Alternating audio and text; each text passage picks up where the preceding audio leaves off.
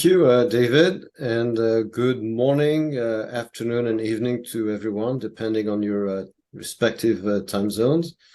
It is a privilege to be hosting and presenting today Dani Dayan, who does not need to be introduced, but who I'll introduce briefly anyways. As David mentioned before, Dani is the chairman of Yad Vashem. He was previously, among other things, the Consul General of Israel to New York, as well as a successful entrepreneur. And of course, the most important is that Dani is the board member of FELNET Israel. So Dani, it's a privilege to have you today or tonight. As you know, one of the mission statements of FELNET, besides of course strengthening relations between Israel and Europe, it is also to fight anti-Semitism and anti-Zionism in Europe. And sometimes people get confused. You know, we get all type of information and reports from the media. Is there more anti-Semitism, less anti-Semitism in Europe? Some governments claim that the statistics are getting better, others that they're getting worse. Sometimes we hear of the classic anti-Semitism coming from the far right, but we also hear and read about the new anti-Semitism coming from the far left, which is generally a new form of, anti-Zionism, which is a type of anti-Semitism. So what I'd like to ask you, Dani, as a first question, is to try and give us a general update on the state of anti-Semitism and anti-Zionism also in Europe, and where, as FELNET, as an organization, we should focus our work and effort to fulfill our mission.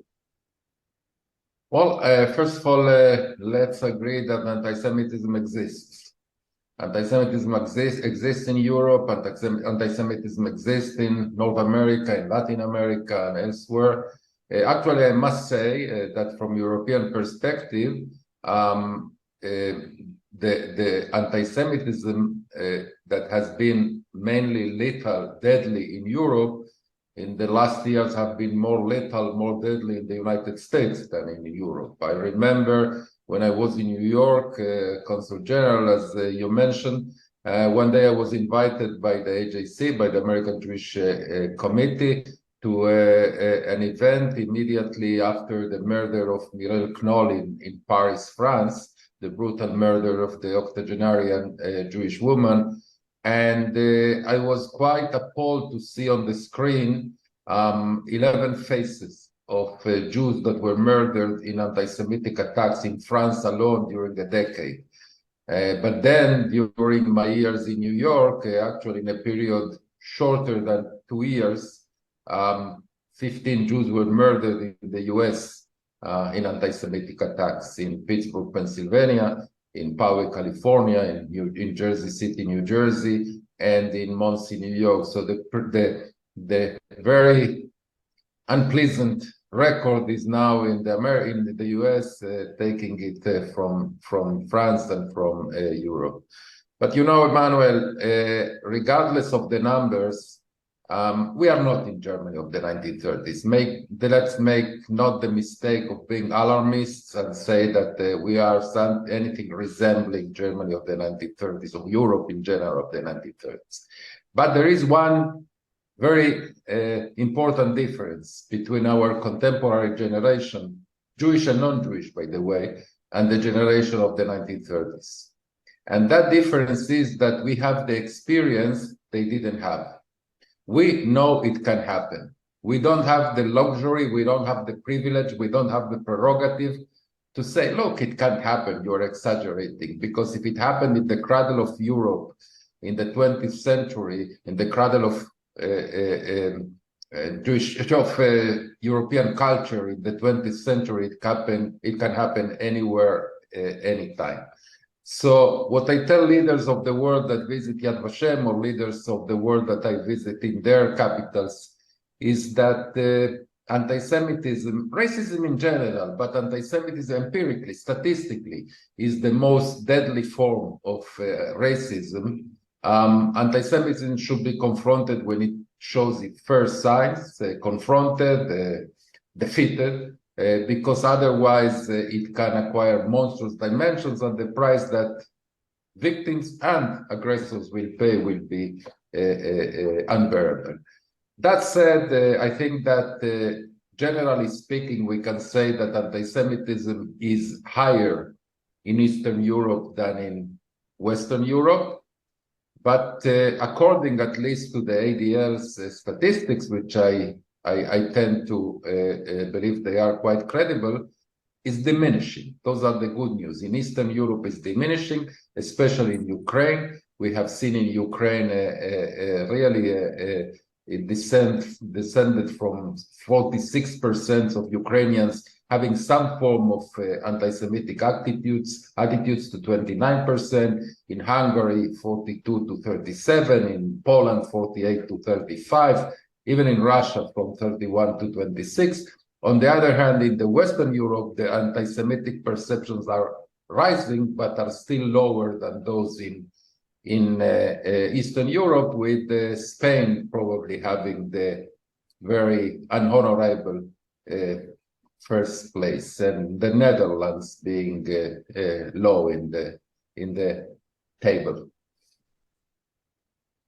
Thank you, Dani. So maybe also, can you give us some more insight on whether or not today, when it comes not only to anti-Semitism but also anti-Zionism, how would you explain and describe the different types of anti-Semitism and anti-Zionism when it comes from the far right and the far left? Because as I mentioned in my introduction, today, definitely in Western Europe, there is a very virulent anti-Zionism, which tries to claim that it is not anti-Semitic, but of course, it denies the Jews and only the Jews the right to national self-determination. It tends to blame the world's problems on Israel, on the Jewish state.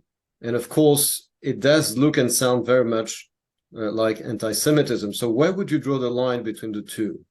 Oh, it's very clear. I think that basically we don't need to do that work, because IHRA already did it. The International Holocaust Remembrance Alliance already did it. And I think the reason the IHRA definition of anti-Semitism is so violently attacked, and so many groups are trying to discredit it, is that it's so effective and so accurate. Definition is very clear: criticism of the state of Israel, criticism of Israel's policies, criticism of the government of Israel are not a form of anti-Semitism. However, denying the right of self-determination of the Jewish people in its ancestral homeland, applying double standards against Israel that are not applied to any other country, those are clear forms of anti-Semitism. Look, it's well known. I'm not being original now. In the days when religion was the most important thing in the world, we were accused of killing the Son of God. When economics were at the top of the agenda, then we were accused of promoting either communism or capitalism. And now that national issues, colonialism, etc., we are being accused of being a colonialist state, which is utterly nonsense, and that means that is a clear form of anti-Semitism. Right. Well, of course, I think that in a world that is so polarized and in which right and left, even more so extreme right and extreme left, cannot agree on anything, unfortunately, we see that the hatred to Jews not only is shared by both groups, but there is even a synergy created, a collaboration created between those two groups in order to demonize Jews and their state. True. Well, as you know, Dani, is one of the aspects of one of the claims of anti-Semites is also to claim that the Jews kind of secretly run the world. And of course, my joke and my answer to anti-Semites is always, how can we possibly be accused of running the world when we're not even able to run our own country? But that's another story. But in any case, one of the dilemmas that we have very often at FELNET when we organize delegations from Europe, including with our partners at the Foreign Ministry, is often to decide which parties on the far right are, so to speak, kosher and which ones are not. And the reason is because many of them have a very strong anti-Semitic background and past, but often they claim to be pro-Israel. And sometimes it's very confusing because we try to decide which party should be included in a delegation, which shouldn't, based on, as I said, their anti-Semitic background, and then there are the changes they've supposedly gone through. So can you help us on that? Like, how do you have like some kind of a method to figure out where do you draw the lines, and how do you basically get or don't get a kosher stamp on those parties? Well, we have to do it on a party-by-party basis, and that's exactly what we do in Yad Vashem. I want to say very clearly, hatred of Islam is not proof of loving Jews. And we do not want connections with those that claim to love Jews, but basically they hate Islam. That should be very clear. Any form of racism, any form of xenophobia disqualifies any party as being our allies, or should disqualify any party from being an ally. But this question is posed on our table very frequently. We had recently indication by the German embassy in Tel Aviv that a group of parliament members, Bundestag members from the AfD, the far-right German party, want to visit Yad Vashem and even have a ceremony in the Hall of Remembrance. Our decision was to let them in, because we don't check at the entrance of Yad Vashem anything. Yad Vashem is open for everybody, especially probably for those that harbor anti-Semitic or racist ideas. But we would never let them hold the ceremony in the Hall of Remembrance, which is a sacred place, and we were convinced that it will be desecrated by letting AfD Bundestag members to lay a wreath there. And we have today the case of the Israeli ambassador to Bucharest, to Romania, meeting the leader of the IHRA party, the extreme right with fascist, pro-Nazi roots.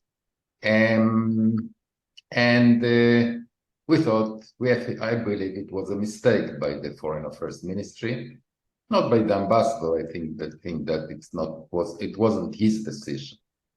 The Foreign Affairs Ministry consulted me personally, and we presented to them 4 key issues in which this party had to make very clear statements and behavior. The first one was taking responsibility as Romanians for the Holocaust in Romania. The Holocaust in Romania was performed by the Romanians, not by the Nazis, not by the Germans. It's one of the cases in which we can speak about the Romanians and their Nazi collaborators and not the other way around. The second was the racial laws, the pogroms in Yash and other places, the economic measures, the deportations to Transnistria, etc. All of those were done by Romanians.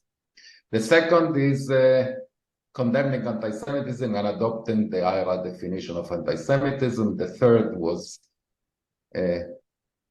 condemning those that glorify war criminals, Yoran Tonescu and others. And the fourth was to cease to oppose the Romanian government a very comprehensive program, curricula to teach Holocaust in their schools. I don't think those conditions were fulfilled. For sure, they were not fully fulfilled. And in that respect, I think it was the wrong decision. That was actually my next question. So I'm glad you mentioned it, because indeed there were reports today that started, I think, in Haaretz and then spread to other news outlets. And it's good you mentioned it, because I was really going to ask you about this. That just to remind our audience, the Haaretz newspaper today revealed that the former minister, and not the foreign ministry, but the foreign minister, Eli Cohen, had instructed Israel's ambassador to Romania, Reuven Azar, to meet with the leader of the far-right party in Romania called Alliance for the Union of Romanians. And the article said, and you already mentioned this, Dani, that the meeting took place even though the party leader, George Simeon, did not meet Yad Vashem's request in terms of recognizing Romania's role in the Shoah, in the Holocaust. And therefore, my question is: you mentioned before, and I agree with you, that one of the messages that we send to far-right parties in Europe is that we don't want your friendship just because you hate Muslims. But maybe we should also say we don't want your friendship just because you're willing to support any type of Israeli policy at any price. Because, basically this was a very also, I think, political meeting with this party leader. In her very controversial book, you said that Reuven Azar didn't really have a choice, but there's always, I think, an ability to say no. I don't want to get into it, but in her very controversial book on the Eichmann trial, Anna Arendt says that there's always a possibility to say no to power, to your superiors, the moral obligation of saying no. But the question here is also in that specific case, and I understand that the foreign ministry, I would say the professional layers of the foreign ministry were not in agreement and were not involved. But what would you say about this, Dani? That saying that it's not only that we don't want your friendship to those parties just because you hate Muslims, but just because you're willing to give a blank check to any type of Israeli. Any policy or stance from the Israeli government, that also shouldn't be good enough. What do you think? Completely, I agree with you completely that supporting Israel is not the litmus test. The litmus test is anti-Semitism. It's hatred of Jews. It's glorification of war criminals, nostalgic views of regimes that persecuted and killed Jews and allied with Nazi Germany. That should be the moral test of the state of Israel, of the Jewish state. I must tell you that in many cases, I in Yad Vashem find myself at odds with Israeli diplomacy that looks at economic interest, about voting in the United Nations, in the European support in the European Union. There are many cases that are well known, like the Polish case, but I would like to highlight a case that is less known. For instance, the current situation vis-a-vis Bulgaria. Bulgaria during the Shoah, Bulgaria is a close friend of the state of Israel, and we are very thankful to Bulgaria for that. But that during the Shoah, the Bulgarian Jewry, the Jewish citizens of Bulgaria, I want to be accurate, were spared deportation, and they survived, and that is something very remarkable. On the other hand, the Jews of Macedonia and Thrace and current in present days Greece and present day and later what became Yugoslavia or North Macedonia and other former Yugoslavian states were deported by the Bulgarians that occupied those areas, that were granted those areas by Nazi Germany. And the selective remembrance of the good deeds cannot be, the remembrance of the good deeds cannot be at the expense of neglecting remembrance of the bad deeds. And that's what the current government in Bulgaria to a large extent does. Also quite minimizing the impact of the racial laws in Bulgaria, etc., etc. And that is the thing that we should, we cannot betray the memory of more than 12,000 Jews that were deported from the Bulgarian occupied areas by the Bulgarian military. Right. And this brings me to my next question, really regarding also, the definition of anti-Semitism, which you mentioned before, the IHRA definition of anti-Semitism in Europe. What can we do in addition to make sure that more governments throughout Europe adopt it? But before I get to this, you mentioned the attitude of the Polish government and the Bulgarian government. And by the way, there's also the issue of the Hungarian government, because we do have this awkward phenomenon in Europe today, where in a way it seems that you can be both, in a way, of course, anti-Semitic and pro-Israel. Because if you take Orban, for example, his George Soros campaign is clearly anti-Semitic. On the other hand, he's a very useful partner, I would say, at the UN for votes when it comes to Israel. But I think, do you agree with me that I noticed the impact, the importance of Yad Vashem when, after one of the statements by Mr. Orban, by Prime Minister Orban, I criticized him publicly, as many did, but 48 hours later, I had a personal letter from Prime Minister Orban on my desk trying to explain his words. So that moment I understood how Yad Vashem makes a difference. Absolutely, absolutely. And I think, but I do think you mentioned before the attitude of those parties to the European Union, for example. And I think that to go back to the question I asked you before about how to differentiate between the far-right parties that might be kosher for Israel and those who are not, I think it's very clear very often that the parties that are not legitimate very often are the ones who are pro-Russian or pro-Putin, who are anti-EU, who love conspiracy theories. And I think this is also a useful tool to identify parties are just conservative parties and those who are populist, pro-Russian, anti-EU, anti-capitalism, anti-globalization, and then the Jews who control the world economy, blah, blah, blah. And it generally goes back to the same themes. And also, I think another useful tool, and we have discussed it internally at FELNET, is when you look at those parties, if you want to know really if they're off limits or not, it's very useful to look at to which regional group, to which political group do they belong at the European Parliament. This is also very often a useful tool.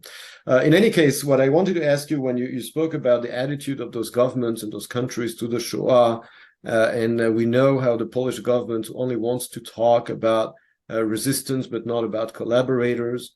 And we know that in a country like France, for example, eventually the French government in 1995 did recognize officially the role of France in collaboration with Nazi Germany. And there it's, the French today totally recognize the responsibility of the Vichy government, even though there was also the alternative government of de Gaulle in exile. But how would you explain the difficulty that we still have today, especially in Eastern Europe, to have them follow the example of France and recognize that they had both collaborators and resistance? Yeah. Last December I was in Paris and I had the privilege to meet in the Élysée President Macron. And it was 2 days, I believe, or 2 or 3 days after a very important speech that President Macron delivered in Camp de Mille in southern France, a place in which Jews were concentrated before deportation. And again, President Macron took responsibility as the president of the République Française to that event. And obviously, I started the meeting by expressing my gratitude, my appreciation to President Macron for doing that. And his answer to me was quite surprising. He said, "Thank you so much, but you have no idea how much I am being attacked for doing that in 2023. So in many cases, we see the leadership taking responsibility, but that sense of responsibility not trickling down to the entire society, to vast layers in the society, in the population. I can also give you the example of Austria. Austria underwent a remarkable process, probably uncomparable to any other European country. Austrians for decades had the chutzpah, if I can use a Jewish word, had the chutzpah to define themselves as the first victims of Nazi Germany. Because of the Anschluss, they were occupied by Nazi Germany. That's, of course, nonsense. They received Hitler with enthusiasm, and Hitler himself was Austrian. Now they recognized it was a long process. In some awkward way, probably it started after they elected Kurt Waldheim as their president, very slowly and gradually. But today, the leadership of Austria, and I met the entire leadership of Austria, President van der Bellen, Chancellor Nehammer, and many others, recognized completely that they were perpetrators. They used the word perpetrators.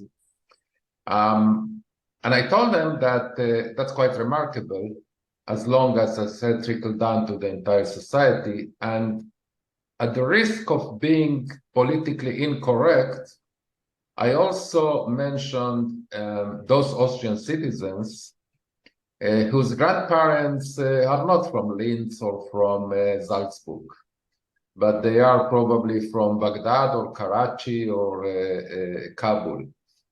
And I told them that or Aleppo. And I told the chancellor that with Austrian citizenship should come certain responsibilities, including the responsibility towards the Jewish people. And that, I agree, it's quite a challenge for the Austrians, but I really hope that at least they say that they agree and they do that. I hope they succeed, because the same applies obviously to Germans. Right. So so the question is, first of all, why in other, it's a very impressive achievement, I believe, in Austria, but the question is regarding other governments such as Bulgaria and Poland. Why is it so difficult? And this, I'd like to relate this question to the question of the adopting the IHRA definition of anti-Semitism.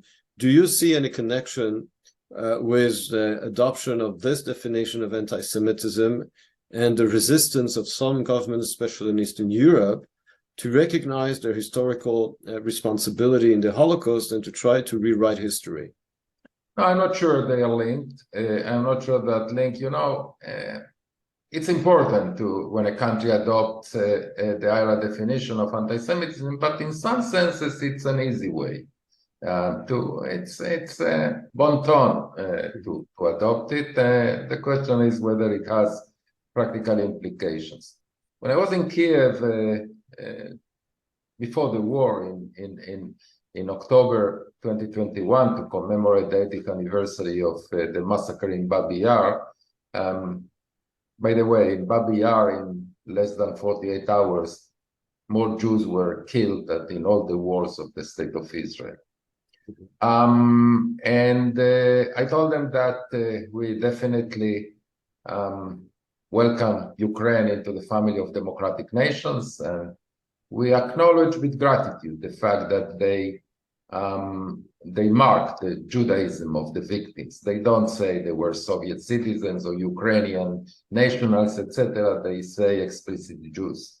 But they have still, as many other European countries, they still have to go the extra mile of stop glorifying Ukrainians that were Ukrainian nationalists, and probably they did certain things that they consider good, but at the same time they were accomplices and perpetrators in the massacre of Jews. Stepan Bandera is the most famous case, and unfortunately they can't do it. They can't do it, and that's regrettable.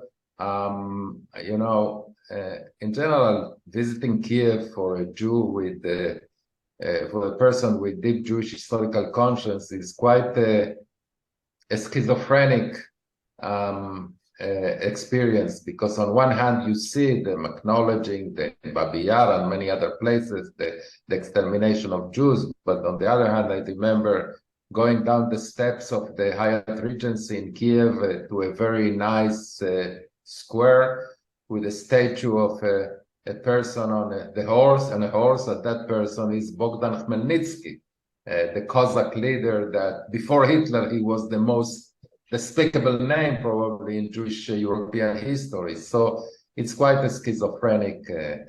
We are seeing, by the way, an extremely troubling tendency in Russia, in the Russian Federation, regarding Holocaust remembrance.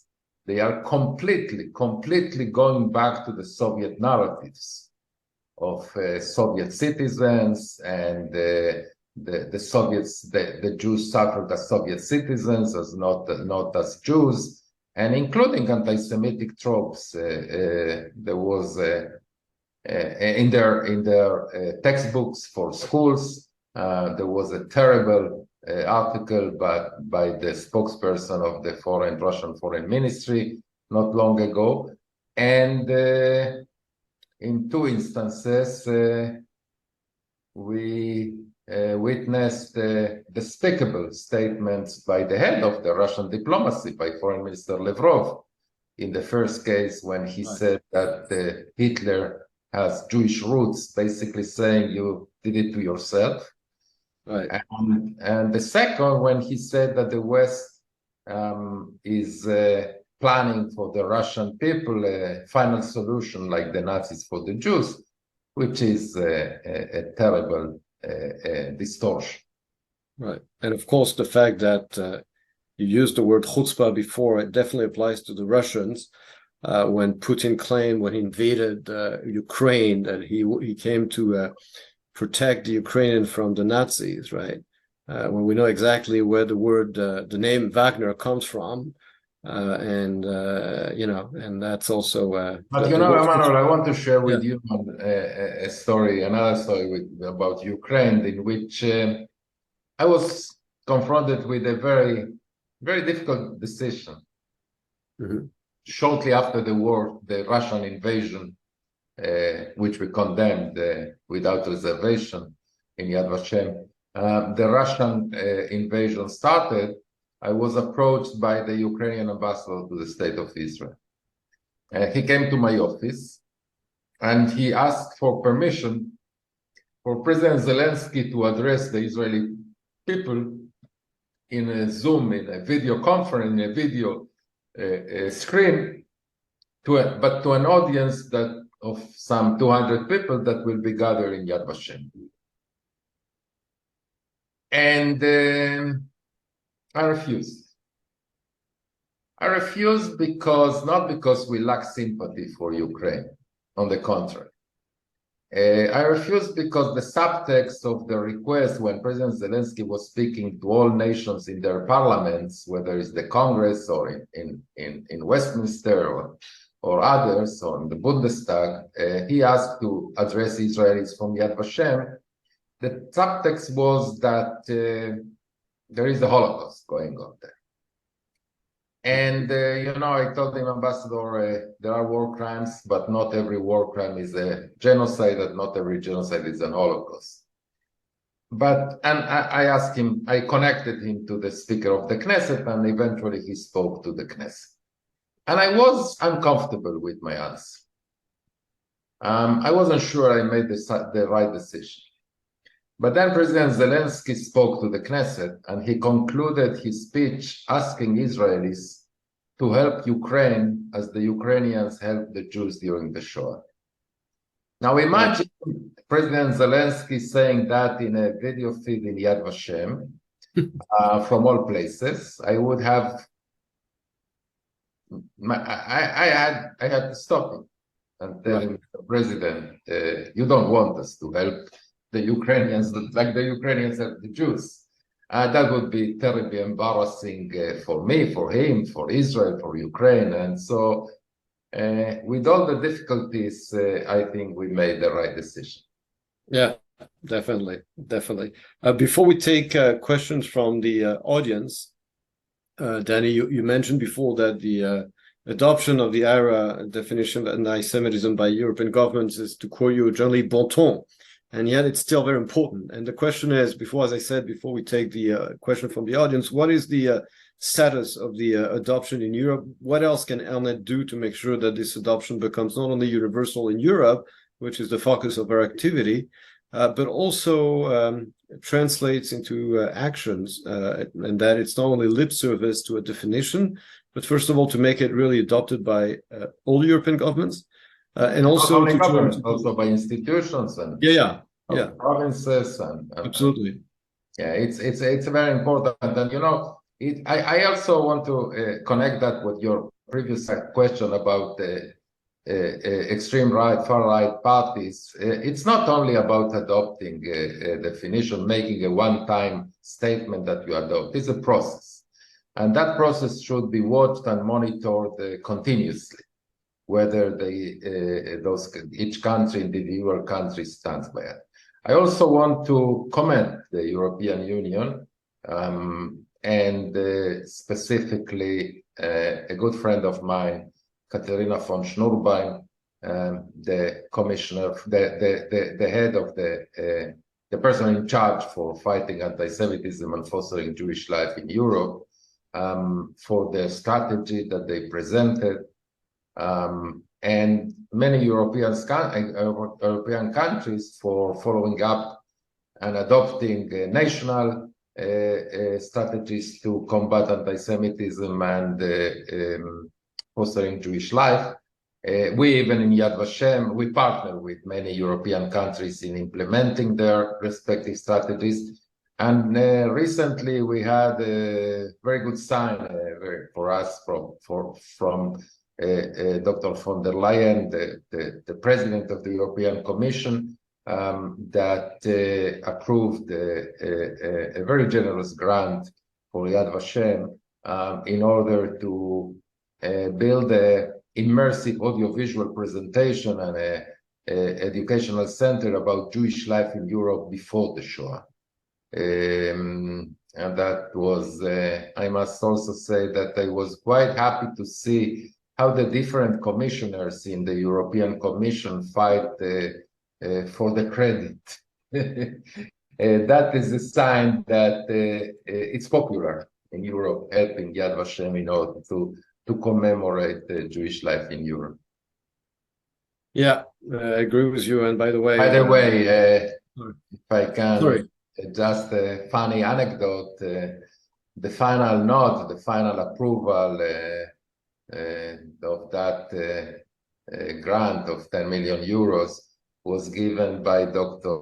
von der Leyen to President Isaac Herzog in the sidelines of the coronation of King Charles III in London. Yeah, that is true. By the way, you mentioned the EU representative in charge of fighting anti-Semitism in Europe. She was awarded by FELNET at her conference in Paris in May, the Shofar for the Address of the Nation. Yeah, and she deserves it. Yeah, absolutely. I think by that the way, if I may add something, Emmanuel, I said that adopting the IHRA definition of anti-Semitism is quite easy today, relatively. There is another way, in this case of commemorating the Holocaust, that sometimes I tell countries and leaders that it's also the comfortable way to do it. You know, I was in Lithuania and Vilnius, and together with the Prime Minister of Lithuania, we awarded the Award of Righteous Among the Nations to descendants of three Lithuanians that saved Jews during the Shoah. And on one hand, it was a very large ceremony in the Prime Minister's office with all the dignitaries, etc. And I said we owe them a debt of gratitude that really is incredibly high. But again, that is the convenient way for countries to commemorate the Shoah. Unfortunately, and in the case of Lithuania in particular, there were much more perpetrators and collaborators and accomplices of the Nazis than Righteous Among the Nations. Yeah, that's great. By the way, talking about Lithuania, another anecdote, I met a few months ago with the Lithuanian ambassador to Israel. And during the conversation, she said to me, you know that I'm a Litvak. I said, really? She said, do you know how you say Lithuanian in Lithuanian? I said, no, it's Litvak. I said, I thought it was Yiddish, but no, it's Lithuanian.